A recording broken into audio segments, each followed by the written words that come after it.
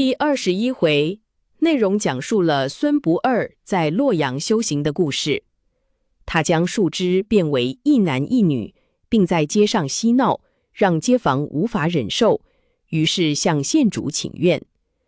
县主认为他们并非真正疯癫，而是故意行为，决定驱逐他们。最终，街坊们烧毁了他的窑，却意外地见到孙不二化为仙人，告诉大家他的修行成果，并保证会给予平安。随后，孙不二回到家乡，与马丹阳重聚，分享修行的心得和对于经营的看法。马丹阳决定出外寻道，最终与邱长春相会，彼此互相启发，并一起修行。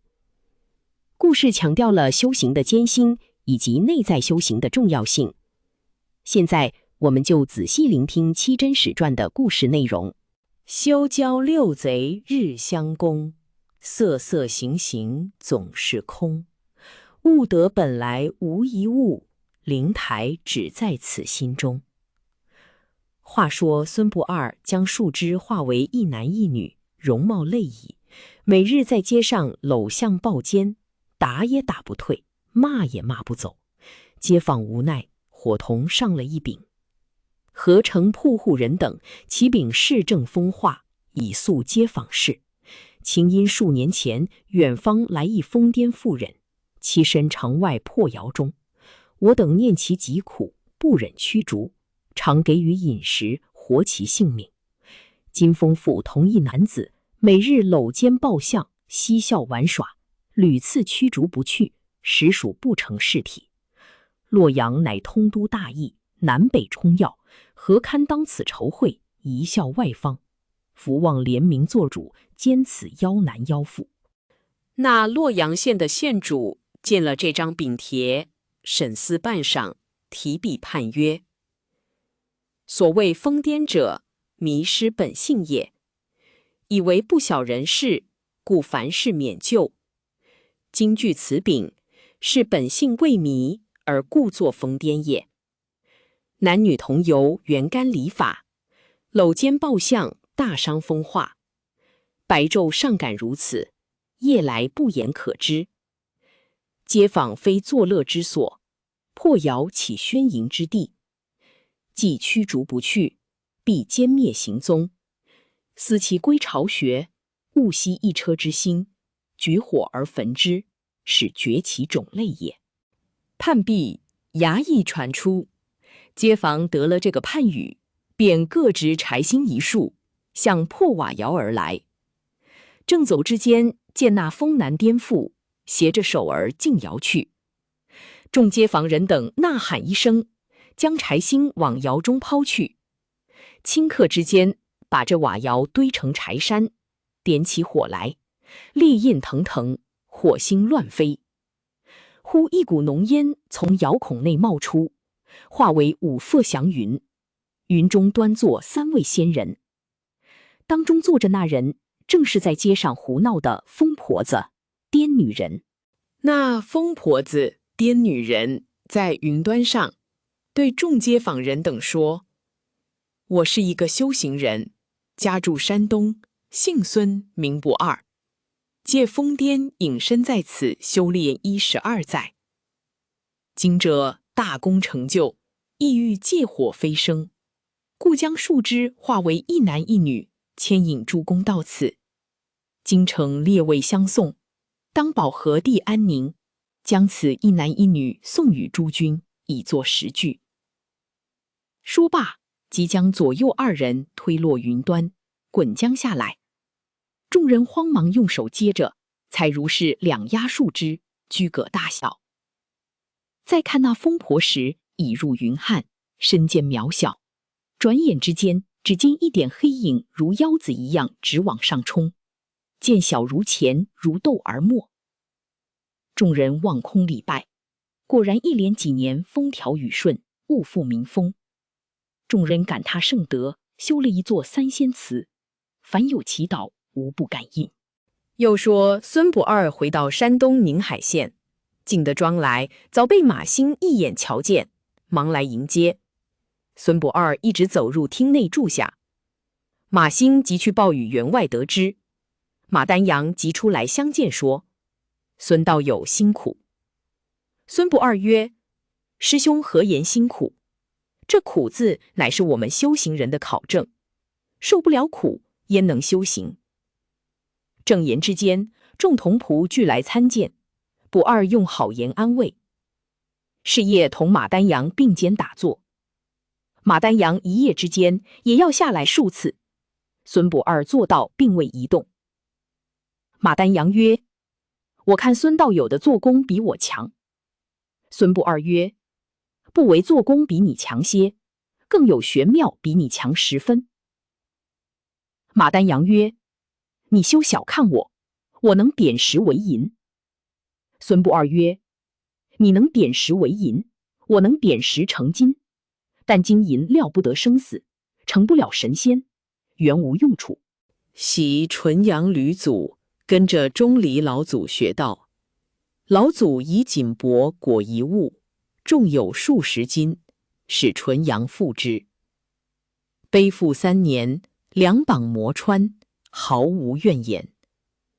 一旦老祖命纯阳起果视之，乃实也。纯阳亦不嗔恨。老祖曰：“虽是顽石，可点成金也，不枉你背了3年。”说罢，用手一指，那块顽石变成黄金。向纯阳曰：“我将此点石成金之法传你如何？”纯阳问老祖曰：“化石为金，可保永无更变否？”钟离老祖曰：“所点之金与真金不同，其金始终如一，所点之金500年后仍变为石。”纯阳吕祖便向老祖辞曰：“如是，则弟子不愿学也。此术兴立于500年前，遗害于500年后，岂不误了500年后之人，故不愿学也。”钟离老祖叹曰：“子之道念，我不及也。正果当在我之上。以此论之，这点石成金的妙术，只会贻害后世，于道有何益哉？”这一些话说的马丹阳默默无言。又一日，孙不二烧了一锅滚水，用桶提入房中，浸在玉盒内，请马丹阳沐浴。时当8月，天道尚热，只见那水汽腾腾的不可下指。马丹阳用手探了一下，险些烫成泡，连声说道：“难遇，难遇。”孙不二笑口：“你修了多年行，连这点功夫都没有，待我浴来。”说罢，解衣就浴，扬汤浮水，毫不炎热。浴毕，披衣起坐。马丹阳曰：“你我同师学道，一般用功，为何你的道术此我强些？”孙不二曰：“传虽一样，练却不同。我在洛阳苦修12年，才得这些玄妙。你在家中乐享安闲，守着这几间房子，寸步未移，不肯苦修，怕离巢穴，焉能得此妙用？”马丹阳：“师父羽化升仙之后，无人看守庄廊，故未远出。今得道友还家，可以付托，我也要出外访一访道。”是夜换了道庄，待天色为明，趁着众人在睡，乔弟出了庄门，无人知觉。孙不二见丹阳出外，此去必要成道，留此许多钱财何用？拿来修桥补路，周济贫寒，又过继马明之子，接其马玉宗之。诸事停妥，遁入泰山玉女峰，休养数年，于2月19飞升。又说马丹阳离却宁海县，不知往那里去才好。猛然想起师父坟墓在陕西，何不往陕西一游？主意打定，即往西来。一日到了长安，远望前村出来一位道友，好像邱长春一样，心中想到，管他是不是，等我冒叫一声。于是大叫一声：邱道友！那人听见，如飞一般跑到面前，果然是邱长春。当下彼此相会，见礼已毕，同坐路旁。马丹阳问他这几年走过那些地方，功夫练得如何？邱长春答以：师父坟台在此，不忍远离，练性之功未敢抛荒。马丹阳笑曰：师父是得了大道的，焉能得死？所谓死者，不过欲绝后人妄想成仙之意也，岂真死乎？练性者内功也，得行者外功也。先生常言内外兼修，方可谓之玄妙。如今自谓未敢抛荒，岂不谬乎？邱长春闻言恍然大悟，忙向丹阳谢曰：师兄之言，终身暗昧，今得一言开悟，实邱某之幸也。又将送灵书之时得见师父之面，对马丹阳叙说一遍。丹阳曰：师父常说你不能韬光晦迹，一味逞乖弄巧，成道当在6人之后，如今不可不戒。若能公自思想，藏其智巧，敦其朴实，我当将师父传我之道尽传于你。长春听罢，喜之不尽，遂引他同到大卫村拜谒先生庙宇，又到终南山下参过坟台，然后作伴共游荆襄。邱长春深自改悔，前行敛迹，不复逞乖弄巧。马丹阳果将道妙玄机与他指拨，邱长春勤参妙地，不敢懈怠。马丹阳见楚地风光繁华，不及陕西朴实，仍同长春游湘河而达斜谷。一日天降大雪，二人困于冷庙之中，共一个蒲团打坐。